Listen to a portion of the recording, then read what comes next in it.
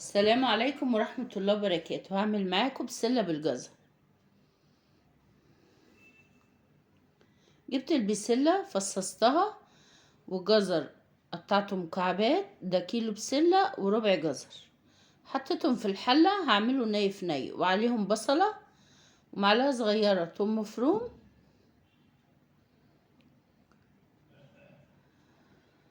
وهحط التوابل: فلفل اسود وبهارات وكزبرة ولورا مطحونة ومكعب مرقة ومعلقة كبيرة سمنة، وهقلبهم مع بعض. وعلى نار هادية اغطي الحلة واسيبها لغاية لما تاخد تسخن شوية كده. هشوح بقى البسلة بالجزر مع التوابل مع البصل مع الثوم. كل ده لما بيتشوح مع بعضه البسلة والجزر بياخدوا طعم البصل والثوم والتوابل والحاجات دي كلها، لغاية لما الاقي البسلة والجزر استووا. اروح ضايفة بقى عصير الطماطم، اسيبه بقى يغلي غلوة. غلي الغلوة اهو، اوطي عليه بقى واسيبه يستوي براحته. ميزة الاكل الني في ني بيبقى خفيف وطعمه جميل جدا. خد الغلوتين اهم بتوعه وتسبك الصلصة، وكده خلاص البسلة خلصت، وبألف هنا وشفا. السلام عليكم. تعالوا نعمل غدا النهاردة مع بعض. اول حاجة هسلق الفراخ. حطيت الفراخ في ميه بتغلي، بعدين حطيت قوطة وبصل والتوابل، وهسيبها بقى تستوي. هعمل النهاردة فاصوليا خضرة، هعملها ني في ني. جبت الحلة وحطيت فيها بصلة وحطيت التوابل، وهحط معلقة ملح. هدعك التوابل والملح مع البصلة. لما تيجي تعملي اكل ني في ني لازم تدعكي البصلة بالتوابل. بعدين حطيت القوط عصير الطماطم ومعلقة توم ومعلقة صغيرة برضو فلفل احمر مفروم، وحطيت الفاصوليا قلبتها مع بعض، وحطيت معلقة سمنة وهعلقها بقى على النار. اسيبها تاخد غلوة، وبعدين اوطي عليها واسيبها بقى تستوي. هزودها معلقتين شوربة، كبشتين شوربة، عشان تستوي فيها. الفراخ طلعت، هعمل لها صلصة بالتوابل بليمون بخل بزيت، احطهم على بعض واقلبهم، وادهن الفراخ واحطها تتحمر في الفرن. افتح عليها الفرن من فوق الشواية، واسيبها لغاية لما تاخد وش وتتحمر. بيبقى طعمها احلى ما بتتقلي في الزيت، تبقى عاملة زي الفراخ المشوية. احطها بقى في الفرن تتحمر. هقلي بتنجان عشان اخلله. لما البتنجان بيبقى حجمه كبير انا بفتحه 2 كده عشان يستوي كويس. اعمل له الدقة. بعد ما اقليه اعمل له الدقة: توم وفلفل احمر او اخضر مدقوق، واحط له ملح وكمون وعصر ليمون وشوية خل واخلله. وهنا كانت الفاصوليا كانت خلصت، طفيت عليها. وهنا عملت رز بشعرية، حمرت الشعرية وحطيت عليه الرز والملح وقلبته، وهحط عليه المية اللي بتغلي. هظبط بقى المية بتاعته واسيبه لغاية لما يتشرب، وانقله على عين صغيرة يستوي. وهنا الغدا كان خلص، وبألف هنا وشفا. السلام عليكم. هعمل معاكم كوسة بالبشاميل. اول حاجة قطعت الكوسة وحطيتها في حلة هسلقها 3/4 سوا عشان لسه هتخش الفرن. بعد كده هعصج اللحمة المفرومة. حطيت شوية زيت في الطاسة ونزلت باللحمة المفرومة. بعد الزيت ما سخن هشوح اللحمة المفرومة لغاية لونها لما يتغير. بعد كده احط لها بصلة مبشورة واشوح البصلة مع اللحمة، واحط التوابل واشوحهم برضو مع بعض. بشرت جزرة وحطيتها برضو. هنحط بقى خضار عشان يضيف قيمة غذائية للحمة المفرومة. وحطيت فلفل الوان، حطيت الملح. هشوح كل مع بعض لغاية لما يستوي. خلاص كده. بعد كده هعمل بقى الصواني. حطيت الكوسة بعد ما صفيتها على اللحمة المفرومة، حطيت زيتون مخلي، وحطيت البشاميل عليها، كبشتين كده بشاميل، قلبتهم مع بعض. انا بحب اعملها كده. لو عايزة تعمليها انتي طبقات ماشي، انا بحبها كده زي النجريسكو يعني. وبعدين حطيتها في الصينية مدهونة زيت وسويتها. وبعدين حطيت البشاميل ده انا عاملاه في الخلاط، كيلو لبن، 3 معالق كبار دقيق، ومكعب مرقة. وبعد كده تحطيهم في الحلة بمعلقة سمنة وتسيبي لغاية لما يتقل.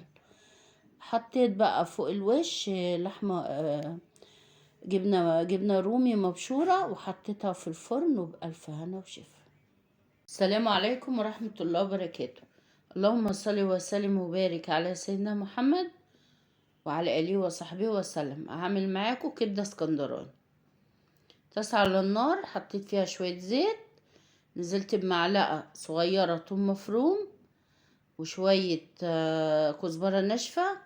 هشوحهم كده تشويحة خفيفة يا دوبك تصفر بس. اروح نازلة الكبدة دي انا متبلاها بالثوم والملح والفلفل والكزبرة والخل وعصر عليها ليمونة. نزلت اهو في الطاسة وهديها بقى تشويحة على نار عالية عشان مية الكبدة ما تنزلش. تشويحة لغاية لما لونها كده ما يتغير. خلاص.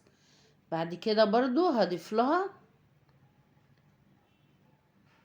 برضو كزبرة تاني، حط لها شوية كزبرة كمان، فلفل اسود، وشوية بابريكا. البابريكا دي بتخلي اللون حلو، تخلي لون الكبد حلو. اللي لا عايز شطة يحط شطة. خلاص. بس انا اصلا هحط فلفل حامي فمش هحط شطة. بعد كده حطيت بقى الفلفل الحامي اهو، او لو مش عايزة حامي حطي رومي اللي يعجبك، حطي فلفل الوان، بس هي اصولها بالفلفل الحامي. شوحت بقى كله مع بعضه. وطبعا الكبدة بتستوي قوي، هي تشويحة خفيفة كده مع الفلفل وكده خلاص اتعملت، وبألف هنا وشفا. اعملي بقى احلى سندوتشات كبدة بشوية طحينة كده لولادك، وبألف سلامة. السلام عليكم ورحمة الله وبركاته. هعمل معاكم سجق اسكندراني. جبت الطاسة، حطيت فيها شوية زيت، ولما سخن نزلت بالسجق اللي انا مقطعاه. هشوح السجق لغاية لما لونه يتغير ويتشوح معي. حطيت له معلقة صغيرة توم مفروم وهشوحهم مع بعض. بعد كده حطيت بصلة مقطعاها مكعبات صغيرة، هشوحها معي لغاية لما يدبل. بعد كده حطيت فلفل حامي او رومي اللي يعجبك، هشوحهم برضو مع بعض، وسبتهم لغاية لما دبلوا مع بعض. حطيت القوطة وبرضه هشوحها برضو مع السجق. حطيت بقى التوابل، فلفل اسود وكزبرة وبهارات وبابريكا وشوية ملح عشان اتبل برضو الخضار اللي انا لسه حطاه ده. هشوح بقى كل ده مع بعض واسيبهم بقى لغاية لما يسبكوا ويستووا. وهنا كان خلاص خلص، وبألف هنا وشفا. السلام عليكم. هعمل معاكم النهاردة كفتة بالرز. اول حاجة بحضر الكفتة واوديها للجزار يدقها لي.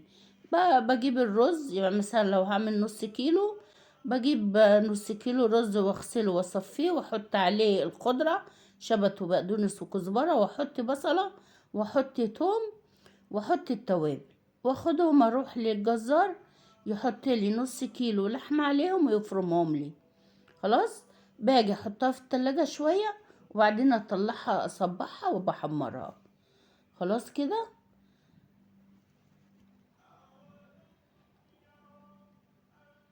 وانا طبعا بحمرها، ما غمقهاش قوي عشان ما تبقاش ناشفه مني. حمرتها اهو. اعمل بقى الصلصه. بحط معلقه سمنه، واحط معلقه توم، وبحط التوابل، فلفل اسود وكزبره وبهارات ومكعب مرقه، اشوحهم مع بعض، وبعدين احط عصير الطماطم تغلي غلوه، واروح حاطه الكفته. وانا بحط معاها بطاطس. جبت 2 بطاطس قطعتهم مكعبات وحطيتهم معاها. خلاص كده. هسيبها بقى كده واقعد اشقر عليها كل شويه، ووطي عليها لغايه لما تستوي.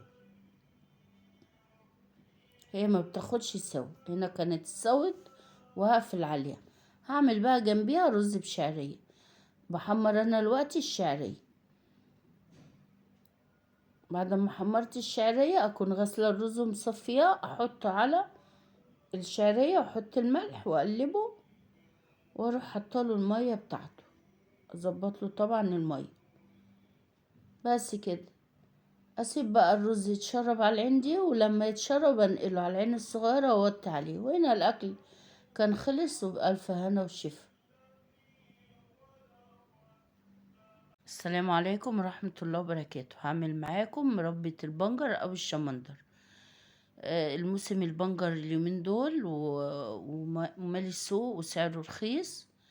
هنجيب بقى البنجر ونعمله مع بعض. فيه فيتامينات عالية قوي، فيه فيتامين ب وسي وفي حديد، فيه ما شاء الله فيتامينات كتير قوي. جبت كيلو بنجر، قشرته وهبشره من ناحية المبشرة الضيقة. بعد ما بشرته احط له نص كيلو سكر بمعدل كوبايتين، يعني الكيلو بياخد نص كيلو سكر.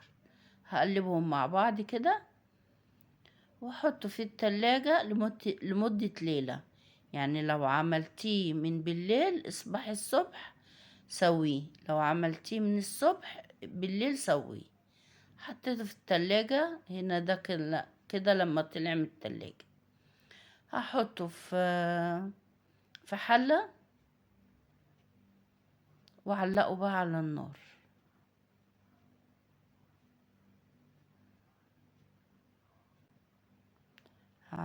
علقته على النار. هعلي عليه في الاول واغطيه لغاية بس لما يغلي.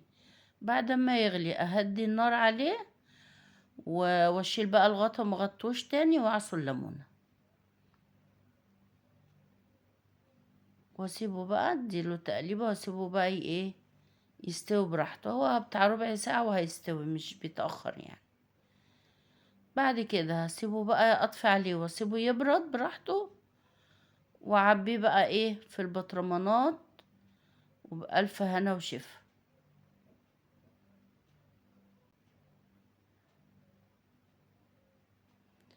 مغذي قوي، وفي فيتامينات ما شاء الله كتير قوي.